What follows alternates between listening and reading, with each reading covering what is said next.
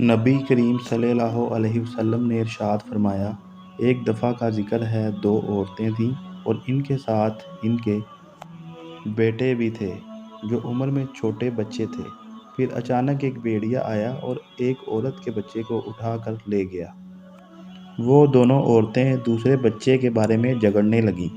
ایک عورت اپنی دوسری ساتھی عورت سے کہنے لگی، وہ تیرا بیٹا لے کر گیا ہے۔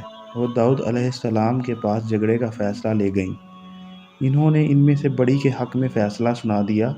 پھر وہ سلیمان بن داؤد علیہ السلام کے پاس سے گزریں۔ انہوں نے ان دونوں کو بلایا اور پوچھا، تمہارا کیا معاملہ ہے؟ ان عورتوں نے بتایا تو وہ کہنے لگے، مجھے چھری دو، میں اسے ان دونوں کے درمیان تقسیم کر دوں، آدھا ایک عورت کے لیے اور آدھا دوسری کے لیے۔ بڑی کہنے لگی، ٹھیک ہے، اسے کاٹ دو۔ چھوٹی کہنے لگی، کیا آپ اسے واقعی کاٹ دیں گے؟ انہوں نے فرمایا، ہاں۔ تو وہ کہنے لگی، اللہ تعالیٰ آپ پر رحم کرے، ایسا مت کریں، اس میں سے میرا حصہ بھی اسے دے دیں، وہ اسی کا بیٹا ہوگا۔